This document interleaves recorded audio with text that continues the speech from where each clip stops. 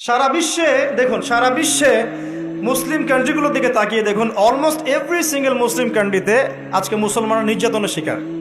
ঠিক আছে, এই সিরিয়ায় দেখেন, প্যালেস্টাইন, তাদের ঘরের সামনেই প্যালেস্টাইন, প্যালেস্টাইন দেখেন, সিরিয়ায় দেখেন, ইয়েমেনে দেখেন, ইরাক ইরানে দেখেন, আপনি যে উইঘুরদেরকে দেখেন, রোহিঙ্গাদেরকে দেখেন, আফগান তো আছেই, আফগান নিয়ে কথা বলা যাবে না ওদের সামনে। 2013 থেকে 2013-14 থেকে নিয়ে 22 পর্যন্ত ইয়েমেনের হামলায় প্রায় 3.5 লক্ষ মানুষ মারা গেছে, যার মধ্যে 60 to 70% মানুষ হচ্ছে শিশু। 2013 থেকে 2022 পর্যন্ত ইয়েমেনে যে হামলাগুলো হয়েছে, এতে প্রায় 3 থেকে 3.5 লক্ষ মানুষ মারা গেছে, যার মধ্যে 60 to 70% মানুষ হচ্ছে শিশু। একটা লাইনও লেখার সাহস তারা পায়নি। পক্ষে বিপক্ষে একটা কথা বলারও সুযোগ, ফুরসত, তাকওয়া, ঈমান তাদের ভিতর থেকে বের হয়নি। বিকজ তাদের মতে যারা পশ্চিমাদের এগেনস্টে যুদ্ধ করেছে ওরা খারেজি ছিল, যারা পশ্চিমাদের অপশক্তির বিরুদ্ধে যুদ্ধ করেছে তারা কি ছিল? খারেজি ছিল। অতএব আপনি ওটা নিয়ে কথা বলতে যায়েন না, আপনার পিছেও খারেজির টাক লাগিয়ে দিন। কথা কি বুঝতে পারছেন? আচ্ছা, কিন্তু আমেরিকার সাথে যে বন্ধুত্ব, আমেরিকা এবং ইসরায়েল এবং পশ্চিমাদের সাথে যে বন্ধুত্ব, এই বন্ধুত্বের এগেনস্টে কোনো কথা বলার ফুরসত হয় না। কারণ কি? এটা নিয়ে কথা বললে তো রিয়াল বন্ধ হয়ে যাবে, এটা নিয়ে কথা বললে সমস্যা, দুনিয়ার স্বার্থগুলো নষ্ট হয়ে যাবে। এ কারণে বিগার ইস্যুস, সারা ওয়ার্ল্ডে মুসলিমদের দুরবস্থা, ইকোনমিক স্যাংশন, শেষ জামানার চলমান ফিতনাগুলো, কান্ট্রিতে ইকোনমিক যে দুরবস্থা দেখা দিচ্ছে, মুসলিমদের উপর টর্চার, নির্যাতন, উম্মার বিভক্তি, এই যে বড় বড় ইস্যুসগুলো আছে, এগুলোর সময় চুপ, দেখতে পারবেন না, খুঁজে পাবেন না। যখনই দেখবেন এমন কোনো শব্দ বা ইস্যুস জোর করে বের করা যায় যেটাকে নিয়ে কথা বললে ইসলামিক একটা ফ্লোকে থামিয়ে দেওয়া যেতে পারে, তখন দেখবেন গর্ত থেকে মাথা বের করে বলছে ইয়ে খারেজি। সমাজদার কেলে ইশারা কাফি। আর কিচ্ছু বলতে যাচ্ছি না, শুধু মনে রাখবেন একটা কথা, যে কোরআন এবং সুন্নাহর সাথে গাদ্দারি করে পৃথিবীতে কেউ টিকে থাকতে পারলেও আল্লাহর কাছে টিকতে পারে নাই। কোরআন এবং সুন্নাহর সাথে গাদ্দারি করে দুনিয়াতে অনেক কিছু অ্যাচিভ করা যেতে পারে, কিন্তু আল্লাহ পাকের পরকালে আর কবরে কশ্চিনকালেও পার পাওয়া যাবে না। শুধু দিনের ফিকহি মাসআলাগুলোই বোঝেন আর ইকোনমিক বিষয়গুলো বোঝেন না, ওয়ার্ল্ড অ্যাফেয়ার্স বোঝেন না, ওয়ার্ল্ডের মুসলিমদের জিওপলিটিক্স বোঝেন না, ইসলামিক মুসলিম কান্ট্রিগুলোর উপর যখন নির্যাতন নেমে আসে কথা বলতে পারেন না, নবীর অবমাননায় কথা বলতে পারেন না, নিষ্পাপ বাচ্চা কাচ্চাকে হত্যা করা হয় তখন কথা বলতে পারেন না, সুবহানাল্লাহ, এবং চোখের সামনে শিরকি কুফরি উৎসব হয়ে যায়, একটা কথা বলতে পারেন না। ঘ্রাণ ইস্যুতে এত কথা আপনার, কোথায় ছিল এই কথাগুলো যখন এইসব ইস্যুগুলো সামনে ছিল? সুবহানাল্লাহ। এখান থেকে এক শ্রেণীর মানুষের একটা ভিতরের চরিত্র আপনি খুঁজে পাবেন। মনে রাখবেন, ইসলামের বাহ্যিক শত্রুর চাইতে ভিতরের শত্রুর ক্ষতিকর দিক বেশি। ইসলামের বাহ্যিক শত্রুদেরকে আমরা স্পষ্ট চিনি, তাদের সাথে ফাইট করা সহজ, কিন্তু ভিতরের শত্রুদের সাথে ফাইট করা ডিফিকাল্ট। এই জন্য এই যুগে বাইরের চোখ দিয়ে যা দেখবেন সেটা সবসময় সত্য নয়, ভিতরের চোখ দিয়ে আপনাকে দেখা শিখতে হবে। আপনাকে খিদির আলাইহিস সালাম হতে হবে। কোন খিদির? মুসা আলাইহিস সালাম বলছেন, নৌকা কেন ফুটা করলেন? যে নৌকা পার করে দিল, আমাদেরকে নদী পার করে দিল, ওই নৌকা ফুটা করলেন? এই বাচ্চাকে হত্যা করলেন কেন? নিষ্পাপ বাচ্চা। এই দেয়ালটা নির্মাণ করলেন কেন? 3টা প্রশ্নের উত্তরে খিদির আলাইহিস সালাম বলেছেন, আলাম আকুল লাক, আমি কি তোমাকে বলি নাই ইন্নাকা লান তাসতাতিআ মা'ইয়া সাবরা, তুমি আমার সাথে ধৈর্য ধরতে পারবে না? আমি নৌকা ফুটা করেছি এই কারণে, যদি নৌকা ফুটা না করতাম তাহলে এই নৌকা পরবর্তীতে হাইজ্যাক হয়ে যেত, কারণ ওই সমুদ্রে জলদস্যু ছিল, ভালো নৌকা হলে হাইজ্যাক করে ফেলতো, তাই ফুটা করে ফেলেছি। বাচ্চাকে কেন হত্যা করেছি? নিজের ইচ্ছায় করি নাই, আল্লাহর হুকুমে করেছি, কারণ আল্লাহ পাক আমাকে জানিয়েছেন এই বাচ্চা যদি বড় হতো, বড় একটা কাফের হতো এবং সে তার পিতা মাতাকেও কুফরিতে নিয়ে আসতো। দেয়াল কেন নির্মাণ করেছি? বিকজ দেয়াল হচ্ছে এই বাড়ির 2 জন এতিম বালকের দেয়াল। এই দেয়ালের নিচে গুপ্তধন আছে, যদি নির্মাণ না করতাম মানুষ টাকা পয়সা নিয়ে চলে যেত। নির্মাণ করেছি, পরবর্তীতে যখন এটা বড় হবে এই গুপ্তধন তারা পাবে। এই 3টা ঘটনায় কোথায় আছে? সূরা কাহফের মধ্যে। কোন সূরা? সূরা কাহফ। ওই সূরা যে সূরা আপনাকে দাজ্জালের ফিতনা থেকে বাঁচাবে, সূরা কাহফের মধ্যে ঘটনা আছে। এখানে খিদির আলাইহিস সালাম যা করছেন তিনি ইন্টারনালি বিষয়গুলোকে অবজার্ভ করছেন। আল্লাহ পাকের নূর, আল্লাহর দেয়া বসিরা এবং মারেফত দিয়ে তিনি দেখছেন। আর মূসা আলাইহিস সালাম বাহ্যিকভাবে দেখছেন, নৌকা কেন ফুটা করলেন, বাচ্চা কেন হত্যা করলেন, দেয়ান কেন নির্মাণ করলেন। কথা কি বুঝতে পারছেন? তো এখানে বাহ্যিক দৃষ্টি এই যুগে চলার জন্য আপনার জন্য যথেষ্ট নয়। আপনাকে খিদর আলাইহিস সালামের মতো ইন্টারনালি আপনাকে পিউরিফাইড হতে হবে, ইন্টারনাল অবজারভেশনের দরজাটা খুলতে হবে। একটা বিষয় বোঝেন, আলোচনা একটু হাইটহট হচ্ছে আমি বুঝতে পারছি, মনোযোগ ধরে রাখতে হবে। এখানে বিষয়টা হচ্ছে, যে যুগে ফিতনা ছড়িয়ে পড়বে, এমনভাবে ফিতনা ছড়িয়ে পড়বে যে ফিতনাগুলো একদম দাজ্জালীয় সভ্যতার মতো। এখন কি সেরকম ছড়িয়ে পড়েছে না? নাকি এটা বোঝানোর জন্য আবার নতুন লেকচার দেওয়া লাগবে? তখন এই ফিতনাময় পরিবেশে আপনি খিদর আলাইহিস সালামের মতো দূরদর্শিতা সম্পন্ন হতে না পারলে পথ হারিয়ে ফেলবেন। শুধু তাই নয়, এ যুগে বাহ্যিক চোখ দিয়ে যা দেখা যাবে সব সময় তা সত্য হবে না। এই তিনটা ঘটনায় ভিজুয়াল ওয়ার্ল্ড বলি আমরা, যেটা বাহ্যিক পৃথিবী এবং রিয়েলিটি বাস্তবতা, এর মধ্যে আসমান জমিন পার্থক্য ছিল। ওই নৌকা ফুটা করে কি খিদর আলাইহিস সালাম সত্যি ভুল করেছিলেন? আজ ওই বাচ্চাকে হত্যা করে কি তিনি অন্যায় করেছিলেন? দেয়াল নির্মাণ করে কি তিনি বোকার মতো কাজ করেছেন? না। এই ভিজুয়াল ওয়ার্ল্ডে আপনি যা দেখছেন তার সবকিছু সত্য নয়। আপনি দেখছেন বিশ্ব পুরো এগিয়ে যাচ্ছে, তাই না? এটা বাহ্যিক চোখ আপনার, কিন্তু আল্লাহর মারেফত দিয়ে দেখলে আপনি বুঝতে পারতেন বিশ্ব আগাচ্ছে ঠিকই, বাট কিয়ামতের দিকে। কিসের দিকে? বিশ্ব আগাচ্ছে ঠিকই, বাট নিউক্লিয়ার কোনো যুদ্ধের দিকে। এখন বলবে ভবিষ্যৎবাণী করে দিল নিউক্লিয়ার যুদ্ধ হবেই তো বলি নাই, বলেছি হওয়ার মুখোমুখি অবস্থা দাঁড়িয়ে আছে। যে কোনো মিলিটারি অ্যাফেয়ার্স যারা পড়াশোনা করে, ভালো মানের পলিটিশিয়ান যারা ইন্টেলেক্ট রাখেন মাথার মধ্যে, শিক্ষিত সমাজ এবং মিলিটারি অ্যাফেয়ার্স যারা বোঝেন, তাদেরকে জিজ্ঞাসা করে দেখি যে আবু তো আদনান ভাই একটা লেকচারে বলেছিল যে সারা ওয়ার্ল্ড নাকি নিউক্লিয়ার যুদ্ধের দ্বারপ্রান্তে দাঁড়িয়ে আছে, কথাটা কতটুকু সত্য? তারা অ্যান্সার দিবে ইনশাল্লাহ। দেখেন, এই শিক্ষিত সমাজ অ্যান্সার দিবে ইনশাল্লাহ। তাকে জিজ্ঞেস করতে যায় না যে বিষয়ে কোনো জ্ঞানী রাখে না। আমার কথা কি বুঝতে পারছেন? যারা এই সেক্টরে পণ্ডিত তাদেরকে জিজ্ঞাসা করেন, তারা বলবে যে হ্যাঁ, এটা মুখোমুখি দাঁড়িয়ে আছে, যে কোনো সময় হতে পারে। আমরা নিউক্লিয়ার যুদ্ধ হবে কিনা তা তো আর আমরা কোরআন সুন্নাহয় পাইনি। এতটুকু পেয়েছি, মালহামা হবে। কি হবে? মালহামা মানে মহাযুদ্ধ। এটা বিভিন্ন কান্ট্রির মধ্যে জড়িয়ে পড়তে পারে, আল্লাহু আ'লাম বিসসাওয়াব। এতটুকু জেনেছি, ইরাকের ইউফ্রেটিস নদীর সোনার পাহাড়কে কেন্দ্র করে বিশাল যুদ্ধ হবে, এটা জেনেছি, হাদিসে আছে। শুধু তাই নয়, নবী সাল্লাল্লাহু আলাইহি ওয়াসাল্লাম বলেছেন প্রতি 100 জনের মধ্যে, প্রতি 100 জনের মধ্যে 99 জন মানুষ ওই যুদ্ধে মারা যাবে। যারা যুদ্ধে অংশ নিবে তাদের কথা বলা হচ্ছে। মুসলিমদেরকে বলা হচ্ছে তোমরা ওই সম্পদে হাতও দিবে না। ওই সম্পদ নেওয়া তো দূরের কথা, ওখানে হাতও দিতে যেও। আমার কথা কি বুঝতে পারছেন? তো দেখছেন বিশ্ব এগিয়ে যাচ্ছে, কিন্তু আমরা বলছি যে একটা নিউক্লিয়ার ওয়ারের দিকে এগিয়ে যাচ্ছে। দেখছেন ইকোনমিক্যালি আমরা খুব সমৃদ্ধ হচ্ছি, সারা বিশ্ব, তাই না? কিন্তু বিশ্বের অনেক দেশ, বিশ্বের অনেক কান্ট্রি ইকোনমিক্যালি এখন একটা দুরবস্থার সম্মুখীন হয়ে আছে। এটা রিয়েলিটি আর ভিজুয়াল ওয়ার্ল্ড এক জিনিস নয়। আপনি দেখছেন মেয়েরা খুব এগিয়ে যাচ্ছে, একদম ওই যে স্টেজে উঠে নাচানাচি করছে, অধিকার আন্দোলন এভরিথিং, তাই না? কিন্তু বাস্তবতা কি জানেন? বাস্তবতা হচ্ছে আমাদের মা বোনরা বেপর্দা হচ্ছে দিন দিন বেশি, এবং তারা এগিয়ে যাচ্ছে জাহান্নামের দিকে। নবীজি বলেছেন এই কথাই, শেষ জামানায় এক শ্রেণীর নারী বের হবে, নিসাউন, মহিলা, ক্যাসিয়াতুন, যারা কাপড় পরে থাকবে, আরিয়াতুন, তারপরেও নগ্ন হবে, কাপড় পরেও নগ্ন থাকবে, এবং তারা অন্যকে সিডিউস করবে এবং অন্যের দিকেও আকৃষ্ট হবে, মানে নিজেও সিডিউস হবে। তো এই শ্রেণীর মেয়েরা কি এখন বের হয়নি?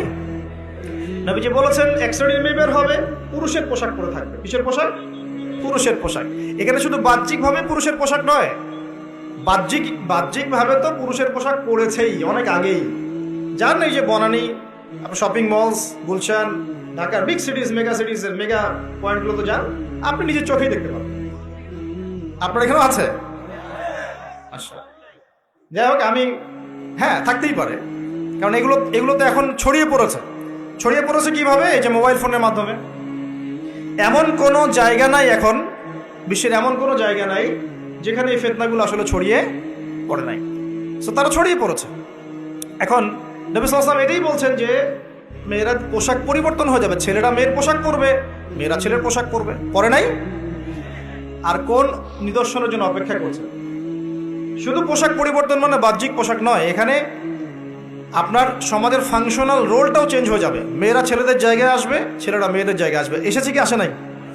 আচ্ছা, একটা বড় সাইন বলেছেন নবী সাল্লাল্লাহু আলাইহি সাল্লাম লাস্ট ডে বা কিয়ামতের, সেটা হলো সমাজের সবচেয়ে নিম্ন শ্রেণীর মানুষ, মানে যাদের পরনে কাপড় ছিল না এবং পায়ে স্যান্ডেল ছিল না, বড় লোকদের কথা বলা হচ্ছে না হাদিসের মধ্যে। এখানে বলা হচ্ছে যে আনতারাল হুফাতাল উরাতাল আলাতা রিয়াশাই ইয়াতাতাওয়ালুনা ফিল বুনিয়ান। এখানে এমন মানুষের কথা বলা হচ্ছে যারা নগ্ন পদের, খালি পায়ের, স্যান্ডেল কেনার টাকা নাই, খালি গায়ের মানে কাপড় কেনার টাকা নাই, এবং রাখাল শ্রেণীর মানুষ। তারা কি করবে? ইয়াতাতাওয়ালুনা ফিল বুনিয়ান, উঁচু উঁচু কনস্ট্রাকটিভ বিল্ডিংস নির্মাণের প্রতিযোগিতা করবে। হয়েছে কি হয়নি? কিভাবে সম্ভব হলো? রিবা, সুদের মধ্য দিয়ে, এবং করাপশন, অন্যের সম্পদ আত্মসাতের মধ্য দিয়ে। হয়েছে কি হয় নাই? আর কোন নিদর্শনের জন্য অপেক্ষা করছে? একটা একটা করে বলতে গেলে সারা রাত চলে যাবে। মূল কথা হচ্ছে ফিতনাময় পরিবেশের মধ্যে, যেখানে এরকম দাজ্জালীয় সবকিছু দেখা যায়, আপনার বাইরের চোখ দিয়ে না দেখে ভিতরের চোখ দিয়ে বুঝতে হবে, তখন দেখবেন এখানে বাস্তবতা এবং ভিজুয়াল ওয়ার্ল্ডের মধ্যে আকাশ পাতাল পার্থক্য আছে। আপনি দেখছেন হ্যাঁ মেয়েরা এগিয়ে যাচ্ছে, আমরা বলছি বাস্তবতা হচ্ছে মেয়েরা জাহান্নামের দিকে যাচ্ছে এগিয়ে। আপনি দেখছেন যে হ্যাঁ খুব সুন্দর ইকোনমিক প্রোগ্রেস, আদতে কি হচ্ছে? আদতে পুরো ইকোনমিক স্যাংশনের মধ্যে আমরা পড়েছি, অবস্থা খারাপ। আপনি দেখছেন সারা ওয়ার্ল্ড খুব এগিয়ে যায়, মঙ্গলে, চাঁদে, কি একটা অবস্থা, কিন্তু আদতে কি হচ্ছে? পুরো কিয়ামতের দিকে বিশ্ব এগিয়ে যাচ্ছে।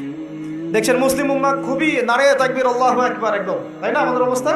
কিন্তু বাস্তবতা কি? বাস্তবতা হচ্ছে পুরো বিশ্ব জুড়ে মুসলিমদের এখন একটা অধঃপতনের সময় চলছে প্রতিটা সেক্টরে। এটা সেই যুগ না যেটাতে ওমর রাদিয়াল্লাহু আনহুর যুগে আমরা বসে পুরো বিশ্ব শাসন করতাম, সেটা কি এই যুগ? এই যুগ নয়। বরং নবীজি বলছেন বাদা আল ইসলাম গরিবান ওয়া সায়াউদু কামা বাদা। ইসলাম শুরু হয়েছিল অপরিচিত ভাবে, গরীব ভাবে, ওয়া সায়াউদু কামা বাদা, এবং আবার শীঘ্রই সে সেই অপরিচিত জায়গায় ফিরে আসবে। অপরিচিত জায়গায় ফিরে আসবে, গরীব জায়গায়। আপনি পরিবারে ইসলাম পালন করতে যান, পরিবারের মধ্যে আপনি গরীব হয়ে যাবেন, অপরিচিত হয়ে যাবেন। সমাজে পালন করতে যান, আমি কোন ইসলামের কথা বলছি? ওই গোলালু মার্কা ইসলাম না, যেটা সব তরকারিতেই চলে, ওটার কথা বলছি না। যে ইসলাম ফলো করলে আপনার হাতে আগুন ধরে রাখার মতো অবস্থা হয়, ওটা ফলো করেন, সমাজে আপনি বিচ্ছিন্ন হয়ে যাবেন। বিশ্বে পালন করতে যান, দেখবেন আপনাকে কোণঠাসা করে রেখে দিয়েছে। এই হলো অবস্থা, গরীবা। এই অবস্থায় কি হবে? যেটা আপনি বাহ্যিক চোখে দেখছেন, বাস্তবতা এমন নাও হতে পারে। আল্লাহ পাক আমাদেরকে এই সিচুয়েশনটাকে বোঝার তৌফিক দেন। আর সিচুয়েশন বুঝতে গেলে বাহ্যিক জ্ঞান যথেষ্ট নয়, ইন্টারনাল কি লাগবে? আল্লাহর বাসিরা এবং নূর এবং মারিফত দরকার আছে। এটা কি জিনিস? এটা আমি আপনাকে আসলে ওই ক খ গ ঘর মতো পড়িয়ে বোঝাতে পারবো না, তবে আমি চেষ্টা করছি, আমার দিকে মনোযোগ দেন। খিদর আলাইহিস সালাম যা দেখছেন, মুসা আলাইহিস সালাম কি তাই দেখেছিলেন? আচ্ছা, খিদর আলাইহিস সালাম যে তিনটা ঘটনা ঘটলো, এই তিনটা ক্ষেত্রে খিদর সঠিক ছিলেন না ভুল? তাহলে তিনি এমন কি দেখলেন, কি বুঝলেন, কি শুনলেন যেটা মুসা আলাইহিস সালাম পারলেন না, বুঝলেন না? এটা কি? এটাই হচ্ছে আল্লাহ পাকের বাসিরা বা মারিফত বা দূরদর্শিতা, যেটাকে আমরা আল্লাহ নূর বলি। তিনি আল্লাহ পাকের নূর দিয়ে দেখছেন। এখন আমরা বুঝলাম শেষ জামানায় টিকে থাকতে হলে আমাদেরকে এরকম দৃষ্টিভঙ্গি নিতে হবে, এতটুকু বুঝতে পেরেছি। কিন্তু এই দৃষ্টিভঙ্গি অর্জিত হবে কিভাবে, এই বিষয়টা আমরা বুঝতে পারছি না। পরিবেশটা নষ্ট করে না, এই দৃষ্টিভঙ্গি অর্জিত হবে কিভাবে, এটা কি জানা দরকার নাই? আচ্ছা, আসলে সেদিকে কথা বল। প্রথম কথা প্রিয় ভাইরা, এই দৃষ্টিভঙ্গি অর্জন করতে হলে আগে কলব পরিষ্কার করতে হবে। কি করতে হবে? আচ্ছা, এটা কিভাবে হবে? সার্ফ এক্সেল দিয়ে ঘষবেন? আচ্ছা, কলব পরিষ্কার করার জন্য আমি কয়েকটা ফর্মুলা বলে দিই আগে। এটা সবার জন্যে, এবং বিশ্বাস করেন এখন আমরা সমাজে যারা বসবাস করি, বেশিরভাগ আমরা মৃত কলব নিয়ে বসবাস করি। বেশিরভাগ। যদি কলব জিন্দাই হতো তাহলে হক বাতিল চিনতে পারতাম না। যদি কলব জিন্দাই থাকতো তাহলে কি দুনিয়ার এই মোহের মধ্যে ব্যস্ত থাকি? যদি কলব জিন্দা থাকতো সারাদিন, তাহলে দুনিয়ার ফিকিরে ব্যস্ত থাকতে পারি। যদি কলব জীবিতই থাকে তাহলে কাউকে দাফন করার পরে দুনিয়াবি খোশ গল্পে কেউ মত্ত হতে পারে। যদি কলব জিন্দা থাকে তাহলে কেউ মানুষকে ঠকাতে পারে, মাপে কম দিতে পারে, কেউ কি গোপনে পাপ করতে পারে, কেউ কি অন্য সম্পদ আত্মসাৎ করতে পারে। কলব জিন্দা থাকলে কেউ সুদ খায়, কলব জিন্দা থাকলে কেউ জেনা করে, কলব জিন্দা থাকলে কেউ এরকম নোংরা কনসার্টে যেতে পারে। অতএব বুঝতে পারছি এইসব পরিস্থিতি দেখে যে আমাদের বেশিরভাগের কলব কি মৃত, নিঃসন্দেহে মৃত, কোনো সন্দেহ নাই। নবী সাল্লাল্লাহু আলাইহি ওয়াসাল্লাম বলছেন, যখন আদম সন্তান একটা পাপ করে তখন কলবের মধ্যে একটা স্পট বা দাগ পড়ে, কালো একটা স্পট বা দাগ পড়ে। আবার যদি গুনাহ করে আবার স্পট পড়ে, আবার দাগ পড়ে, আবার গুনাহ করে আবার স্পট পড়ে, গোনার উপর গোনা করতে থাকে, পুরো কলবটা কালো কুচকুচে কুৎসিত হয়ে যায়, দুর্গন্ধযুক্ত। অনেস্টলি বলেন তো দেখি, অনেস্টলি বলেন যে আমাদের কলবগুলো এখন এরকম না? আমরা কন্টিনিউয়াসলি পাপ করি না? কতবার দিনে আস্তাগফিরুল্লাহ ওয়া আতুবু ইলাইহি পড়ি, কতবার? নবী সাল্লাল্লাহু আলাইহি ওয়াসাল্লাম এমন একজন ব্যক্তি যার আগের গুনাহ মাফ, পরের গুনাহ মাফ, তারপরেও তিনি দিনে 100 বার বলতেন আস্তাগফিরুল্লাহ ওয়া আতুবু ইলাইহি। আমাদের তো প্রয়োজন হয় না। আমাদের তো অনেকের, আমাদের সবার না, অনেকের অ্যাটিটিউডটা এমন যে সে জান্নাতে অলরেডি চলে গেছে এবং তার দল, তার সংগঠন অলরেডি জান্নাতে চলে গেছে। আপনার যদি লিজ লাগে আপনি আসেন, আমার কাছে ফর্ম পূরণ করেন, আপনাকে দিয়ে দিবেন। এমন অ্যাটিটিউড নাই? এই অ্যাটিটিউডটা কিন্তু ইহুদিদের দর্শন। ওরা এরকম মনে করতো যে আমরা আল্লাহর সিলেক্টেড বান্দা, ইলেক্টেড বান্দা, যদি জাহান্নামে যাইও তাহলে অল্প কয়েকদিন থাকবো, তারপর বেরো চলে আসবো। হ্যাঁ, এই কথা সূরা বাকারায় আছে, পড়ে দেখেন তো। দেখুন প্রিয় ভাইয়েরা, কলব পরিষ্কারটা সবচেয়ে ইম্পর্টেন্ট জিনিস। এখন মানুষ বলতে পারে সুফিজমের আলোচনা করছে। হ্যাঁ, সুফিজমের আলোচনা করছি কিনা তা জানি না, তবে আমি আল্লাহর ইহসান নিয়ে কথা বলছি। কি নিয়ে কথা বলছি? হাদিসে জিবরিলের মধ্যে 4টা প্রশ্ন করা হয়েছে। কটা প্রশ্ন? 4টা। তার মধ্যে একটা প্রশ্ন হচ্ছে আখবিরনি আনিল ইহসান, হে মুহাম্মদ সাল্লাল্লাহু আলাইহি ওয়াসাল্লাম আমাকে ইহসান সম্পর্কে বলুন। জিবরাইল আলাইহিস সালাম প্রশ্ন করছেন। কে প্রশ্ন করছেন? ইহসান কি? নবী সাল্লাল্লাহু আলাইহি ওয়াসাল্লাম বলেন আনতা আবুদুল্লাহ কাআন্নাকা তারাহ, তুমি এমন ভাবে আল্লাহর ইবাদত করবে যেন তুমি আল্লাহকে দেখতে পাচ্ছ। ওয়া ইল্লাম তাকুন তারাহু ফাইন্নাহু ইয়ারাক, তুমি যদি আল্লাহকে দেখতে নাও পারো জেনে রাখবে যে আল্লাহ পাক তোমাকে দেখছেন। এই ফিলিংসটা মানুষের মধ্যে থাকলে কি মানুষ পাপগুলো কন্টিনিউয়াসলি করতে পারে? যদি পাপ হয়েও যায় সেটা তওবা করে ফিরে আসবে, তাই নয় কি? আচ্ছা, এখন দেখুন কি করতে হবে। এক নাম্বার বলছি যে অন্তরটাকে পরিচ্ছন্ন করতে হবে। পরিচ্ছন্ন করার জন্য প্রথম কাজ কি? প্রথম কাজ হচ্ছে 5 ওয়াক্ত নামাজকে আঁকড়ে ধরা। কি করা? 5 ওয়াক্ত নামাজকে আঁকড়ে ধরা। যদি আপনি জামাত মিসও করে ফেলেন বাসায় পড়ে ফেলবেন, নামাজ বাদ দেওয়া যাবে না। মানে জামাত মিস করে ফেলেছি জন্য নামাজ বাদ, এমন নয়। নামাজ জামাত মিস হয়ে গেছে, আচ্ছা হয়ে গেছে, ঘুমিয়েছিলেন বা মনে ছিল না বা ব্যস্ত ছিলেন, কথার কথা, যখনই সময় পেয়েছেন, মনে পড়েছে, ঘুম থেকে উঠেছেন, নামাজ পড়তে হবে, একাই পড়তে হবে। বাদ দিবেন আজকে থেকে? বরং আমরা চেষ্টা করব ইনশাআল্লাহ জীবনে যে নামাজগুলো কাজা হয়ে গেছে সেগুলো যেন হিসেব করে আদায় করে দেয়া সম্ভব হয়, এটাও চেষ্টা করা উচিত। আল্লাহ পাক তৌফিক দান করবেন। একটা নসিহত, নামাজ ছাড়া যাবে না, কারণ একটা হাদিস যথেষ্ট। নবী সাল্লাল্লাহু আলাইহি ওয়াসাল্লাম বলেছেন যে মান তারাকা সালাতান মুতাআম্মিদান ফাকাদ কাফারা, যে ব্যক্তি ইচ্ছাকৃতভাবে নামাজকে ছেড়ে দিল সে ব্যক্তি যেন কুফরি করলো। কি করলো? কুফরি করলো। মুআয বিন জাবাল রাদিয়াল্লাহু আনহু হাদিসে এসেছে, নবী সাল্লাল্লাহু আলাইহি ওয়াসাল্লাম বলেছেন মান তারাকা সালাতান মুতাআম্মিদান ফাকাদ বারিআত মিন জিম্মাতিল্লাহ, যে ব্যক্তি ইচ্ছাকৃতভাবে তার উপর অর্পিত ফরজ নামাজ ত্যাগ করলো সে ব্যক্তি আল্লাহ পাকের জিম্মেদারি থেকে মুক্ত হয়ে গেল, তার উপর আল্লাহর কোনো জিম্মেদারি নাই। প্রথম নসিহত, যদি অন্তর পরিচ্ছন্ন করতে চাই নামাজ। মনে থাকবে ইনশাআল্লাহ। আল্লাহ আমাকে তৌফিক দান করুন, আপনাদের সবাইকে তৌফিক দান করুন। 2 নাম্বার, বেশি বেশি কোরআন তেলাওয়াত। বেশি বেশি কি? কোরআন তেলাওয়াত। কোরআন তেলাওয়াতের কোনো বিকল্প নেই। প্রত্যেক দিন কিছু কিছু আয়াত এবং সূরাগুলো অবশ্যই তেলাওয়াত করার চেষ্টা করবেন। যেমন আমি বলে দেই, কিছু বলে দিই, মনে রাখেন, কিছু শিখেন। 1 নাম্বার সূরা ফাতিহা, 2 নাম্বার সূরা ফালাক, নাস, ইখলাস 3 বার করে সকাল সন্ধ্যা। সূরা ফালাক, নাস, ইখলাস, কুল হুয়াল্লাহু আহাদ, কুল আউযু বিরাব্বিল ফালাক এবং কুল আউযু বিরাব্বিন নাস 3 বার।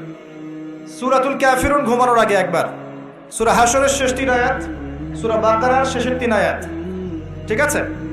তারপরে সূরা মুমিনুনের কিছু আয়াত, আয়াতুল কুরসি, সূরা আলে ইমরানের শেষের 10 আয়াত, সম্ভব হলে সূরা মুলক, প্রত্যেক জুমায় সূরাতুল কাহফ, অথবা আপনি চাইলে এই যে মানুষ অনেকে ঝাড়ফুঁকের সমস্যা হয় না, বদনজর লাগা, ঝাড়ফুঁক, কুফরি কালাম, সেসব ক্ষেত্রে আপনি সূরা জিনের প্রথম 10 আয়াত, সূরা সফফাতের প্রথম 10 আয়াত, সূরা ইয়াসিন, সূরা কাহফের প্রথম 10 শেষ 10, এগুলোর উপর আমল করতে পারেন।